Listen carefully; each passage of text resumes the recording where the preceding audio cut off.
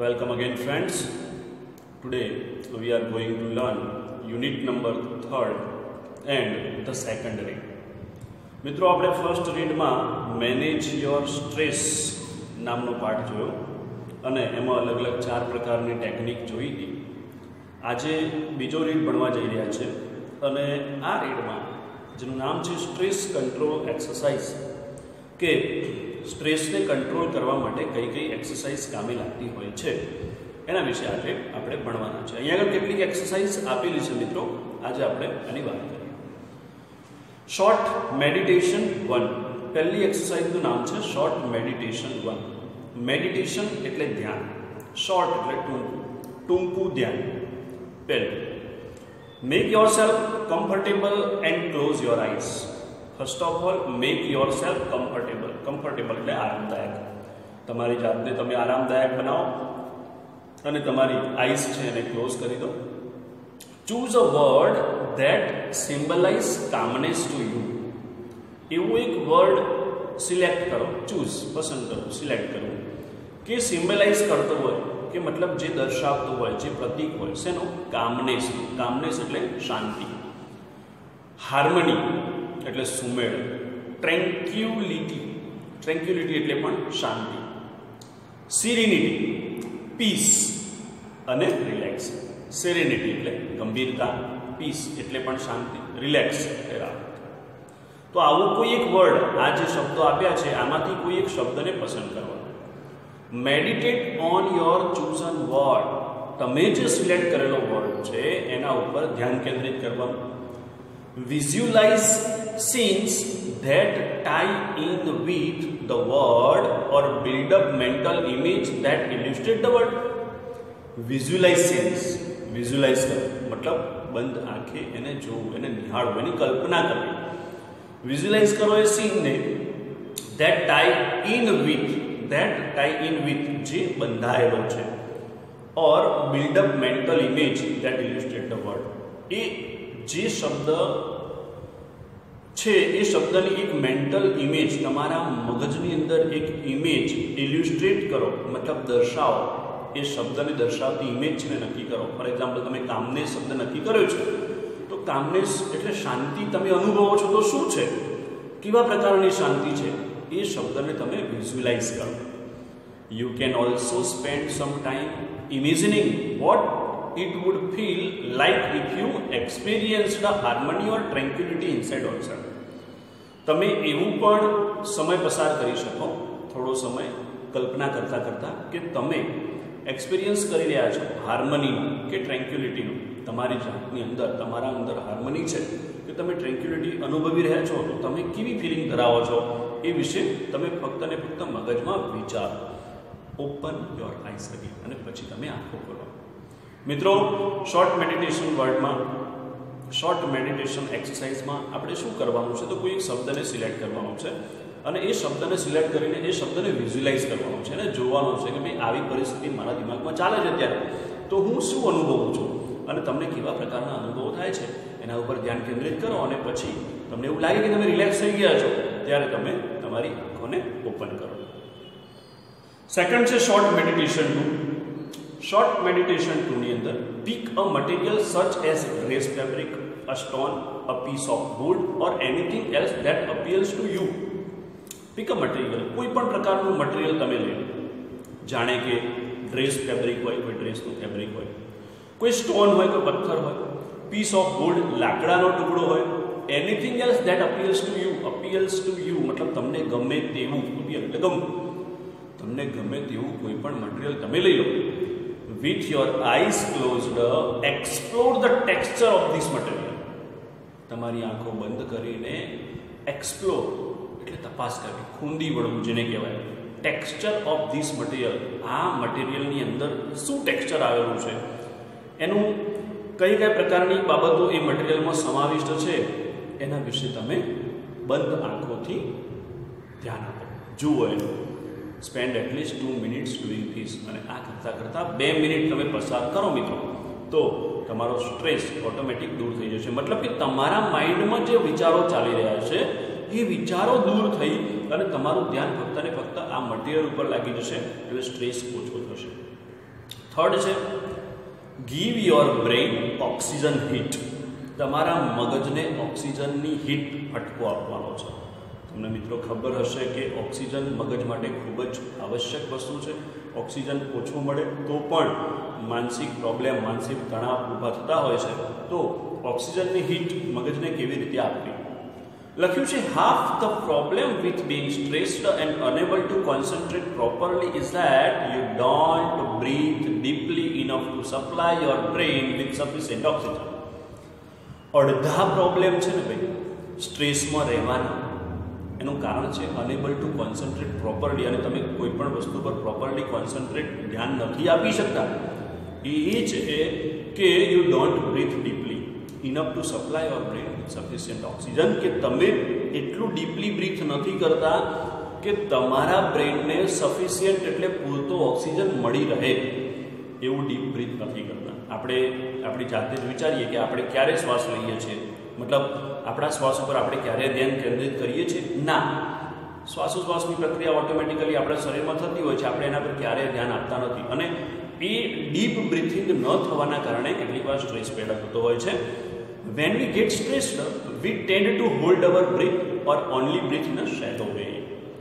જ્યારે આપણે સ્ટ્રેસમાં હોઈએ છીએ ત્યારે આપણે શું કરીએ છીએ? આપણા બ્રીથને હોલ્ડ કરી રાખીએ છીએ, મતલબ શ્વાસ રોકાઈ જાય છે, અથવા તો આપણે બ્રીથિંગ કરીએ છીએ પણ એ ફક્ત શેલો વે, એટલે કે ઉપરનું બ્રીથિંગ, છીછરી રીતે બ્રીથિંગ કરીએ છીએ આપણે, using only the top part of the lung. અને એમાં ફક્ત ને ફક્ત આપણા જે ફેફસા છે, લંગ્સ છે, એનો ટોપ પાર્ટ છે એ જ યુઝ કરીએ છીએ. In order to deepen your breathing and get oxygen all the way up into the brain, again do the following exercise for some time. તમે તમારા બ્રીથિંગ સંપૂર્ણ ડીપ કરવા માટે અને ઓક્સિજન દરેક બ્રેઇનમાં દરેક જગ્યાએ પહોંચી શકે તે માટે નીચેની એક્સરસાઇઝ 2 મિનિટ્સ માટે કરો. કેવી રીતે કરવાની છે? રબ બોથ યોર હેન્ડ્સ, બંને હાથને રબ કરવાના છે, together four moment to create energy, જેનાથી હાથમાં એનર્જી ક્રિએટ થશે. Place your palm on the top of the other on the area just below your naval. Place એટલે મૂક. તમારા બંને હાથને તમારે મૂકવાના છે, એકના ઉપર બીજો હાથ, અને એ જસ્ટ બિલો, થોડું નીચે. નેવલ એટલે દુંટી, દુંટીથી થોડી નીચે, બંને હાથ એક ઉપર એક હાથ રાખીને ત્યાં રાખો. બ્રીથ કન્શિયસલી ઇન્ટુ યોર બેલી, અને પછી સભાન રીતે તમે બ્રીથ કરો, કન્શિયસલી સભાન રીતે શ્વાસોશ્વાસ લો ઇન યોર બેલી, અને એ શ્વાસોશ્વાસ ક્યાં જવો જોઈએ? તમારા બેલીની અંદર, પેટની અંદર. Making your palm rise every in breath, અને તમે જેટલી વખત શ્વાસ અંદર લો છો તે વખતે તમારી પામ એટલે તમારી હથેળી છે એ રાઇઝ થવી જોઈએ, મતલબ ઉપર ઉઠવી જોઈએ. જ્યારે શ્વાસ ભરીએ ત્યારે પેટ ખુલવું જોઈએ. Imagining breathing oxygen into your brain, અને તમે કલ્પના કરતા રહો આંખ કરીને કે તમારા બ્રેઇન સુધી ઓક્સિજન પહોંચી રહ્યો છે. એના પછીની એક્સરસાઇઝ છે ધ ક્રાઉન પુલ. ક્રાઉન એટલે તાજ, પુલ ખેંચવું. લખે છે કે when we breathe there is a microscopic movement of the cranial bones which in turn allows the cerebrospinal fluid to move freely through the spinal column and the skull. જ્યારે આપણે શ્વાસ લઈએ છીએ there is microscopic movement, તો એકદમ અતિ સૂક્ષ્મ movement એટલે હલનચલન થાય છે. on the cranial bones એટલે કે જે આપણા ખોપડીના હાડકા છે ત્યાં આગળ માઇક્રોસ્કોપિક મૂવમેન્ટ થાય છે, અને એમાંથી સેરેબ્રોસ્પાઇનલ ફ્લુઇડ એક પ્રકારનું પ્રવાહી છે, એ to move freely through the spinal column and the skull. જેનાથી એ જે પ્રવાહી છે ને ભાઈ, સેરેબ્રોસ્પાઇનલ પ્રવાહી, એ આપણી સ્પાઇનલ કોલમ એટલે કે કરોડરજ્જુમાં થઈને સ્કલ એટલે ખોપડી સુધી પહોંચે છે. એ શ્વાસોશ્વાસની સાથે આ જે પ્રવાહી છે આગળ વધતું હોય છે. When tensed or upset and don't breathe deeply enough, these can result in bones in the skull become slightly stuck together so that the fluid cannot circulate properly. જ્યારે આપણે ટેન્સમાં હોઈએ છીએ અથવા તો આપણે અપસેટ હોઈએ છીએ અને જ્યારે આપણે બ્રીથ ડીપલી નથી કરતા, પૂરતું ડીપ શ્વસન નથી કરતા, એનું પરિણામ એ આવે છે કે સ્કલની અંદર, ખોપડીની અંદર જે બોન્સ આવેલા છે એ સ્ટક થઈ જાય છે, એકબીજાની સાથે ચોંટી જાય છે, અને એ ચોંટી જવાના કારણે જે પેલું ફ્લુઇડ છે, સેરેબ્રોસ્પાઇનલ ફ્લુઇડ, એ પ્રોપરલી સર્ક્યુલેટ થઈ શકતું નથી. The crown pull influences the flow of the cerebrospinal fluid in a positive way. આ જે ક્રાઉન પુલ અસર કરે છે, જે ફ્લો છે ને આ સેરેબ્રોસ્પાઇનલ ફ્લુઇડનો, એને પોઝિટિવ વેમાં લઈ જાય છે. ઇટ હેલ્પ્સ કામ યોર નર્વસ સિસ્ટમ. તેનાથી આપણું જે નર્વસ સિસ્ટમ છે, એટલે આપણું જે ચેતાતંત્ર છે, એ શાંત થાય છે, કામ થાય છે.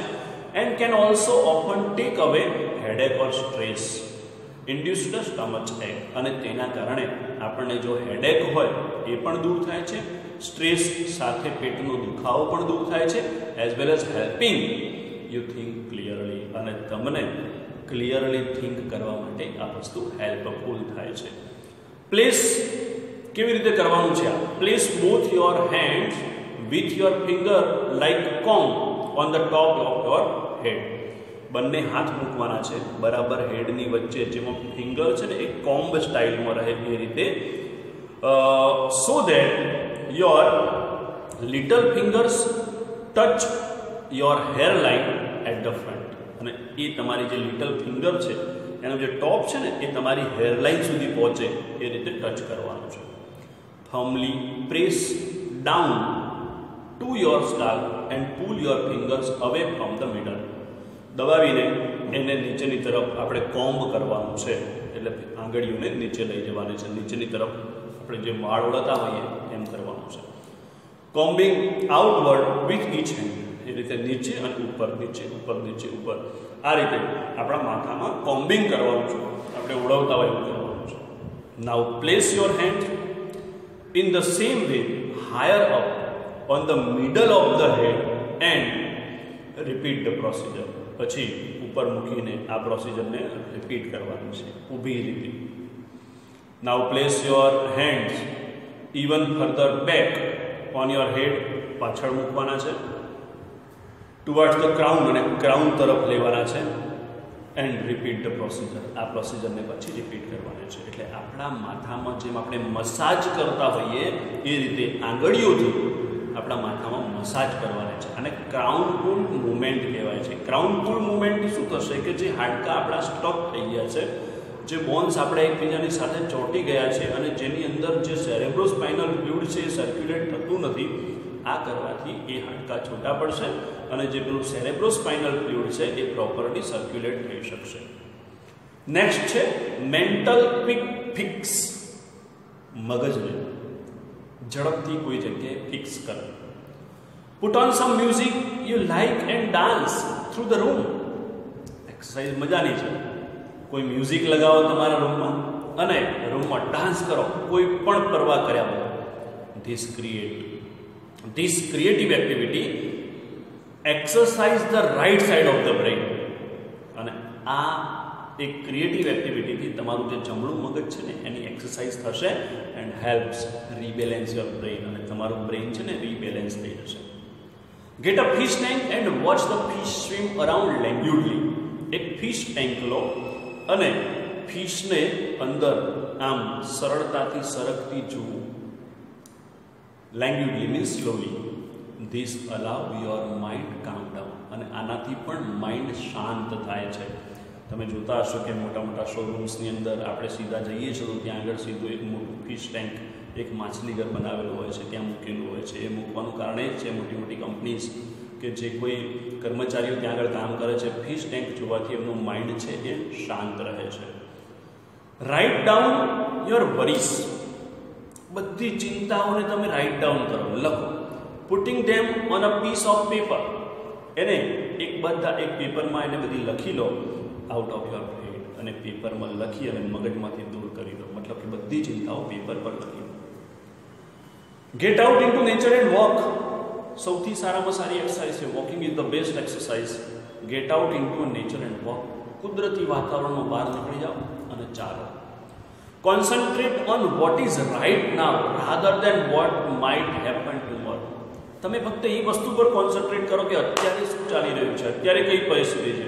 એના ઉપર નહીં કે આવતીકાલે શું થશે, આવતીકાલની ચિંતા છોડો, વર્તમાનમાં જીવો, એવી આ એક્સરસાઇઝ કહેવા માંગે છે. Sing in the bathtub and use the shampoo bottle as a microphone. બાથટબમાં ગાઓ, નાતા બાથટબમાં બેઠા બેઠા ગાઓ, બાથરૂમમાં બેઠા બેઠા ગાઓ અને શેમ્પુ બોટલને માઇક્રોફોન તરીકે યુઝ કરો અને બાથરૂમ સિંગર બની જાઓ. Nobody is perfect and who wants to be nobody? Nobody is perfect, કોઈ પરફેક્ટ છે જ નહીં. અને કોણ બનવા નથી ઈચ્છતું? નોબડી. Mistakes are okay. ભૂલો દરેક વ્યક્તિથી થાય છે. ભૂલ છે એ એક અપ જવાના સ્ટેપ્સ છે, એ રીતે જુઓ તમે. મિસ્ટેક્સમાંથી પણ શીખો. એટલે કોઈ પરફેક્ટ છે જ નહીં. ભૂલ થઈ ગઈ છે તો એની ચિંતા ન કરો. Delete the phrase I can't from your vocabulary. તમે તમારા વોકેબ્યુલરીમાંથી શું કરો? આઈ કાન્ટ, હું નહીં કરી શકું, એ ફ્રેઝ છે ને, એ શબ્દ છે ને, એને કાઢી નાખો.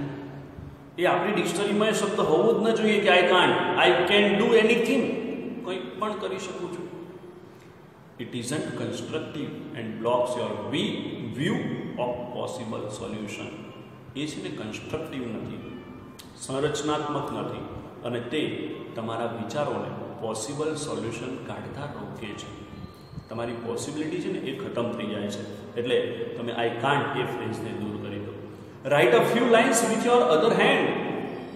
બીજા હાથથી કેટલીક વસ્તુઓ લખો. બીજા હાથથી લખવાનું કારણ શું? બીજા હાથથી તમે કોઈ પણ વસ્તુ લખો છો એટલે તમારું પૂરેપૂરું ધ્યાન ત્યાં હોય તો જ લખાય, અને તો એ અક્ષરો ઉલટા થઈ જાય. એવી રીતે તમે બુકને ઊંધી કરીને, ઉલટી કરીને વાંચો, એ પણ એક મોટી એક્સરસાઇઝ છે. તો તમારે પૂરું ધ્યાન ત્યાં આપવું જ પડે. This rebalances the two hemisphere of the brain. અને આ એક્સરસાઇઝ છે ને, એ જે બે હેમિસ્ફેર છે, બે અર્ધગોળ છે મગજના આપણા, એને રિબેલેન્સ કરે છે. અને એક્સપેક્ટ ટુ બી લકી. અને તમે એવી અપેક્ષા રાખો કે તમારા જેવો લકી માણસ દુનિયામાં કોઈ છે જ નહીં. આ એક્સરસાઇઝ કરશો તો દુનિયામાં કોઈ સ્ટ્રેસ રહેશે જ નહીં. આપણા જીવનમાં પણ સરળતા આવશે અને આપણી લાઈફસ્ટાઈલ પણ સુધરશે. તો આ સ્ટ્રેસ કંટ્રોલ એક્સરસાઇઝ છે. આ બધી એક્સરસાઇઝ મિત્રો રીડ કરવી અને પછી એને પ્રિપેર કરવી.